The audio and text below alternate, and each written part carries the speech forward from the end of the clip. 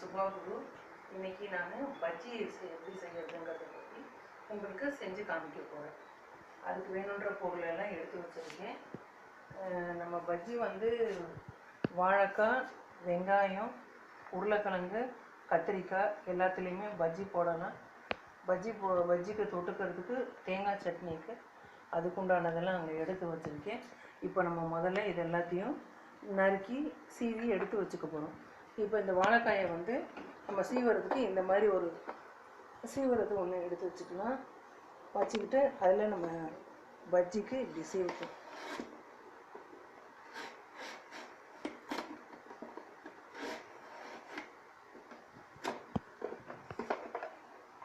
இதை கொஞ்சம் எடுத்து பாருங்கள், நல்லா வந்திருக்கான்னு. நடுவில் கட்டானாலும் ஆகிடும் சமயத்தில். எடுத்து பாருங்கள், இல்லைன்னா இட்ஸ் பெட்டர் இங்கே வச்சு போடுறது நல்லது. பெருசாக பஜ்ஜி வேணும்னா இப்படி ஃபுல் வாழைக்காயும் நீங்கள் சீவி போட்டிங்கன்னா நல்லா பெரிய பஜ்ஜியாக வரும். இங்கே சின்னமாக அப்படி சின்னமாக வேணும் அப்படின்னீங்கன்னா இதையே ரெண்டாக நறுக்கி ரெண்டாக நீங்கள் பஜ்ஜி போட்டுக்கலாம்.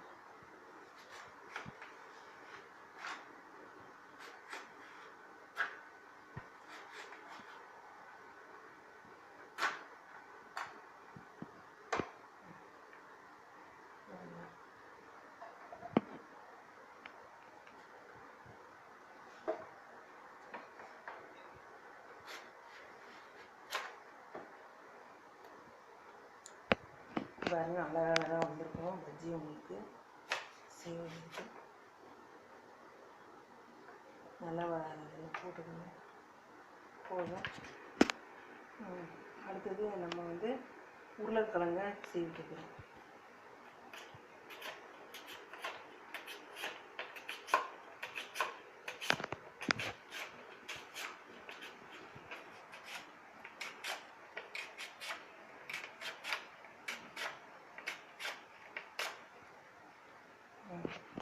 நல்லா உருளைக்கிழங்கு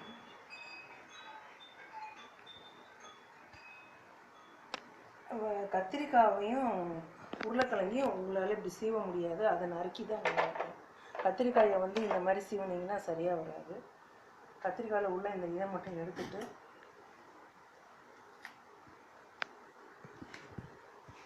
இந்த மாதிரி நறுக்கணும். மெல்லிசா அப்படியே நறுக்கி எடுத்து, ரொம்ப மெல்லிசாக தான் வரணுங்கிற அவசியம் இல்லை, கொஞ்சம் ஒரு அளவுக்கு வந்தால் போதும்.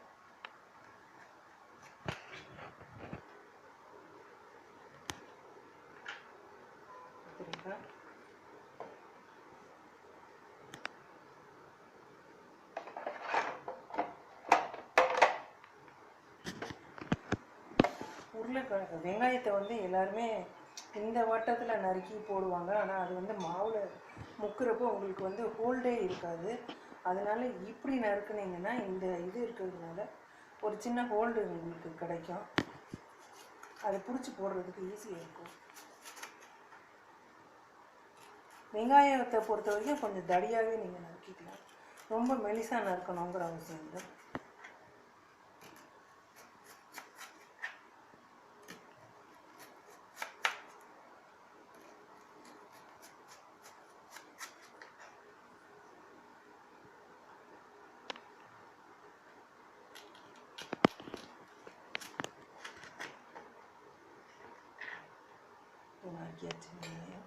போதும். இப்போ நம்ம மாவை கலக்கிக்கிட்டோம். மாவுக்கு வந்து 3:2:1 அதான் ரேஷியோ. 3 வந்து எல்லாருமே கடையில் வந்து மாவு வாங்கி ஈஸியாக பஜ்ஜி செஞ்சுருவாங்க. அதுக்கு கூட நம்ம வீட்டிலையே அதுக்கு மாவு எப்படி ப்ரிப்பேர் பண்ணுறது அப்படின்றத பற்றி தான் இன்றைக்கி நான் சொல்லித்தர போகிறேன். அதுக்கு முதல்ல நீங்கள் கட்டணும். அதுக்கு முதல்ல இந்த மாதிரி எந்த டம்ளர் உங்களுக்கு என்ன அளவு வேணுமோ அந்த அளவுக்கு ஒரு டம்ளர் ஒன்று எடுத்துக்கோங்க. அதே டம்ளரால் கடலை மாவு 3 டம்ளர்,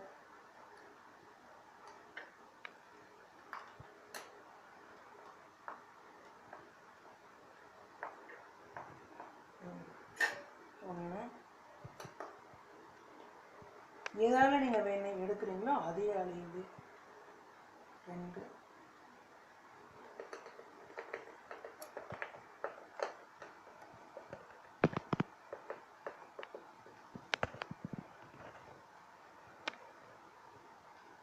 3 போட்டுச்சு.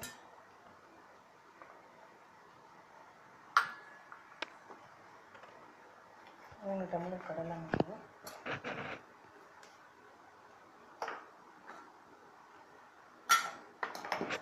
2 டம்ளர் மைதா மாவு,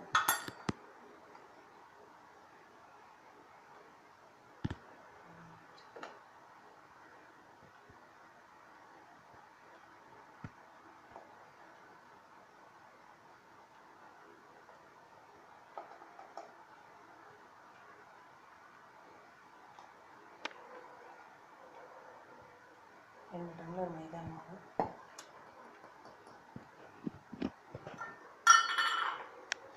1 டம்ளர் பச்சரிசி மாவு,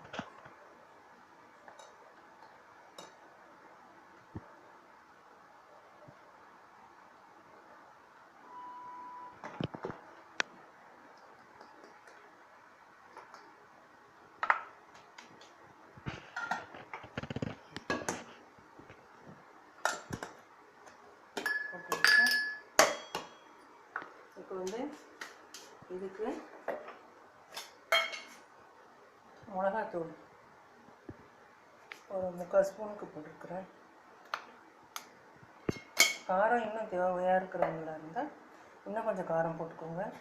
இது வந்து சீரகத்தூள், அது வந்து ஒரு சின்ன ஸ்பூனால் ஒரு ஸ்பூன் போட்டுக்கிறேன். அப்புறம் பெருங்காயத்தூள்,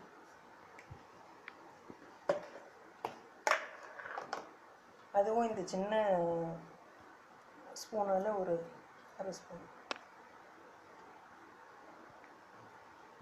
அசோஃபோட்டேடா பெருங்காயத்தூள், அப்புறம் உப்பு இதுக்கு தேவையான அளவுக்கு ஒரு 2 ஸ்பூன் போட்டுக்கிறேன், இந்த சின்ன ஸ்பூனில்.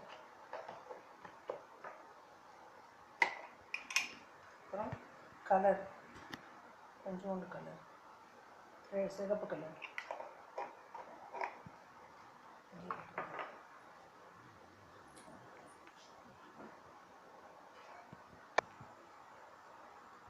ஒரு சின்ன ஸ்பூனில் 1/2 ஸ்பூன் அளவுக்கு சோடா உப்பு. இது எல்லாத்தையும் போட்டு நம்ம மாவாக இப்போ கரைச்சி வச்சுக்கிட்டோம். முதல்ல வெறுமனையே கையால் இப்படி எல்லாத்தையும் மிக்ஸ் பண்ணி விடுங்க. நல்லா மிக்ஸ் பண்ணிக்கோங்க, அப்போ தான் நல்லா மிக்ஸ் ஆகுங்க. உப்பும் மிளகாத்தூளும் நம்ம போட்டிருக்கோம், அது போதுமானதாக இருக்கான்னு அப்புறமா டேஸ்ட் பண்ணிவிட்டு பார்த்துட்டு வேணும்னா இன்னும் கொஞ்சம் உப்பு போட்டுக்கலாம்.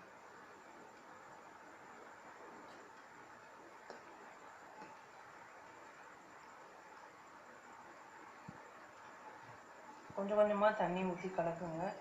ரொம்ப தண்ணி ஆயிடுச்சுனாலும் பஜ்ஜி நல்லா வராது.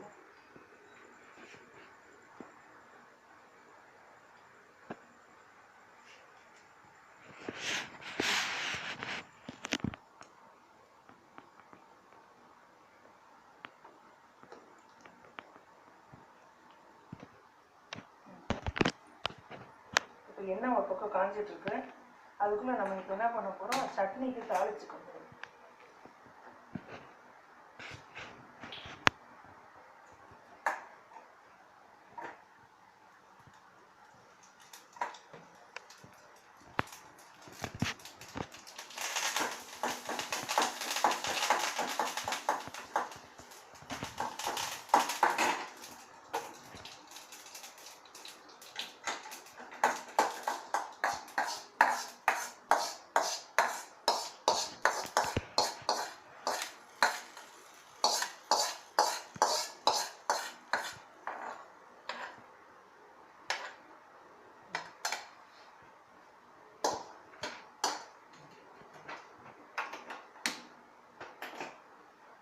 இப்போ நம்ம முதல்ல வாழைக்காய் பஜ்ஜி போட போகிறோம்.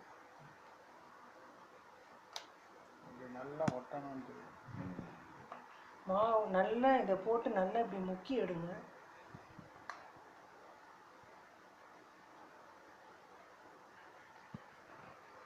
பார்த்து எண்ணெயில் போடுங்க, மெதுவாக போடுங்க.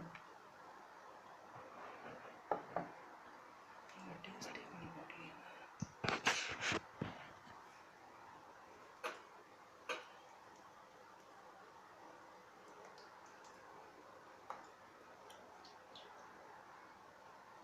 வச்சுக்கோ. ஃபுல்லாக நல்லா இருக்குது. சூப்பராக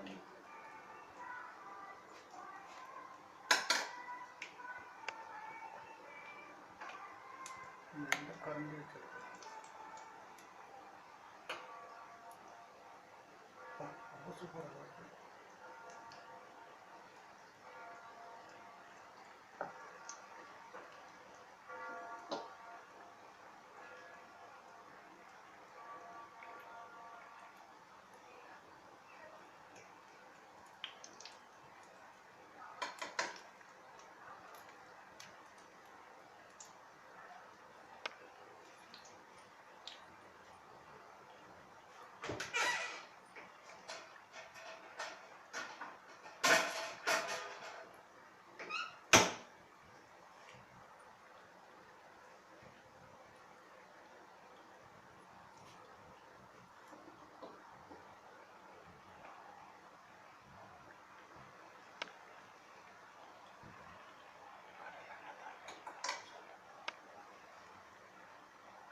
இதில் நிறைய பேர் சன்ஃப்ளவர் ஆயில் இந்த மாதிரி நிறைய எண்ணெய் யூஸ் பண்ணுறாங்க.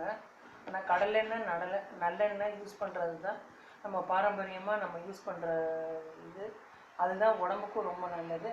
அதேமாதிரி இரும்பு சட்டி இங்கே காட்டுங்க. இரும்பு சட்டியில் வச்சு நீங்கள் ஆயிலி ஐட்டம்ஸ் எல்லாம் ஃப்ரை பண்ணிங்கன்னா அது ரொம்ப உடம்புக்கு ரொம்ப நல்லது. அயன் சத்து கிடைக்கும் அதில். அதனால் ஆயிலில் ஃப்ரை பண்ணுறதுக்குன்னே நான் இந்த சட்டி வச்சுருக்கேன்.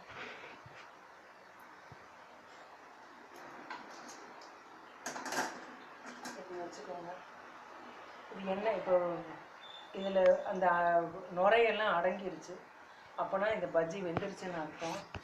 இதை எடுத்துடணும்.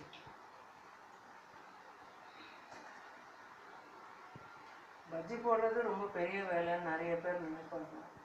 அது ரொம்ப சிம்பிளான விஷயம்தான். கொஞ்சம் நம்ம கவனமாக போட்டோம்னா 1:2:3 அதுதான் கணக்கு. இப்போ வாழைக்காய் பஜ்ஜி போட்டுட்டோம். இப்போ நம்ம உருளைக்கிழங்கு பஜ்ஜி போட போகிறோம்.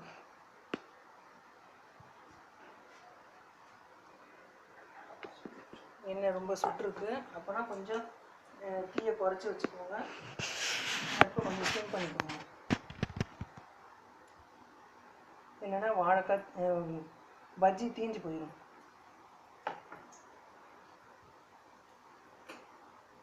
சமையல் பண்ணுறது ஒரு கலை.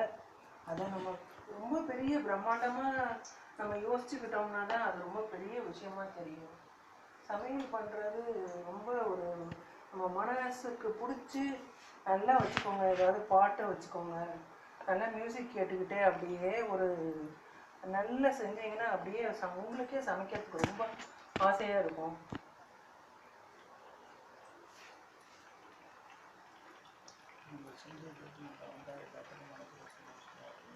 நம்ம செஞ்ச சமையல் வந்து நல்லா இருக்குன்னா எல்லாருக்குமே ரொம்ப மனநிறைவாக இருக்கும். ரொம்ப ஒரு நம்ம மேலே ரொம்ப ஒரு பிரியம் வைப்பாங்க. சமையல் தான் எல்லாத்துக்குமே ஃபஸ்ட் அண்ட் ஃபோர்மோஸ்ட்டு காரியம். நம்ம என்ன தான் ஒரு படிச்சிருந்தாலும், என்ன தான் ஒரு வேலைக்கு போயிட்டுருக்கோம் வச்சிட்ருக்கோம், என்ன தான் ஒரு பெரிய ஜாப் எதில் மாதிரியான ஒரு அச்சீவ்மெண்ட்ஸ் நம்ம லேடிஸ் செஞ்சாலும் இந்த சமையல்ன்றது தான் ரொம்ப ஒரு எசென்ஷியலான ஒரு விஷயம்.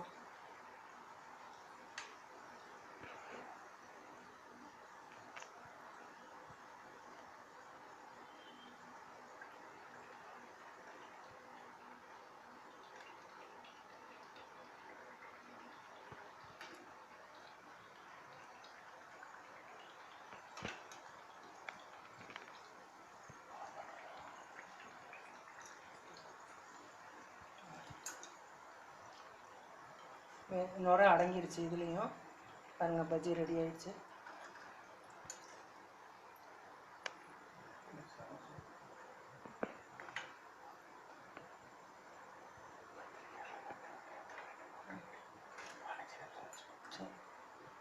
இப்போ வந்து வெங்காயத்தில் போட போகிறோம்.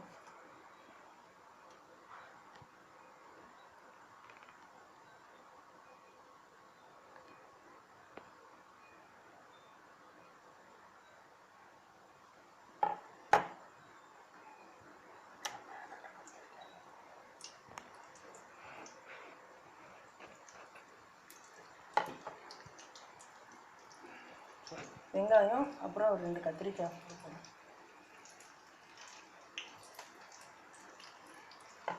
கத்திரிக்காயெலாம் சாப்பிடாத குழந்தைகளுக்கெல்லாம் இந்த மாதிரி நீங்கள் பஜ்ஜியில் கத்திரிக்காயை போட்டு செஞ்சு கொடுத்துட்டிங்கன்னா அவங்களுக்கு தெரியாது, சாப்பிட்ருவாங்க.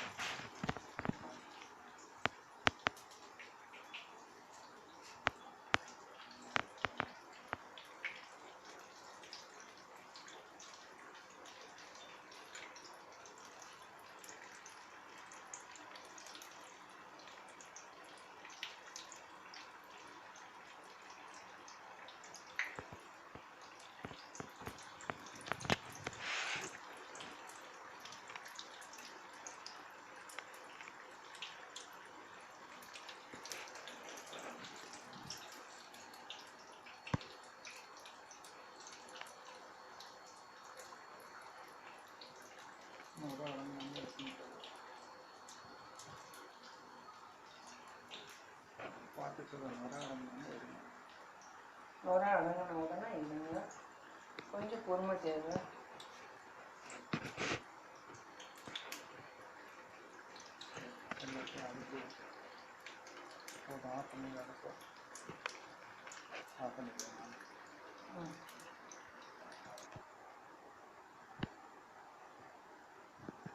இப்போ பஜ்ஜியெல்லாம் நம்மளுக்கு ரெடி ஆகிடுச்சு. எல்லாத்தையும் எடுத்து வச்சு காமிக்கிறேன். இது வெங்காய பஜ்ஜி, இது கத்திரிக்காய், இது உருளைக்கிழங்கு, இது வாழைக்காய். அழகாக இருக்கு.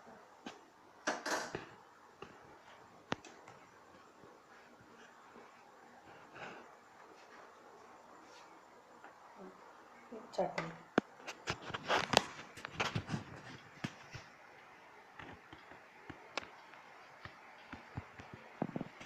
மெசேஜ் இந்த மாதிரி ட்ரை பண்ணி பாருங்கள். பஜ்ஜி ரொம்ப நல்லா வரும், ரொம்ப சூப்பராக இருக்கும். நம்ம கடையில் போய் பஜ்ஜியெல்லாம் வாங்கி சாப்பிட்ணுன்னு அவசியமே இல்லை. இதே மாதிரி செஞ்சு ட்ரை பண்ணிவிட்டு எனக்கு ஃபேமிலியோடு சாப்பிட்டு மகிழ்ச்சியாக இருங்க. மகிழ்ச்சியாக இருங்க. ஓகே.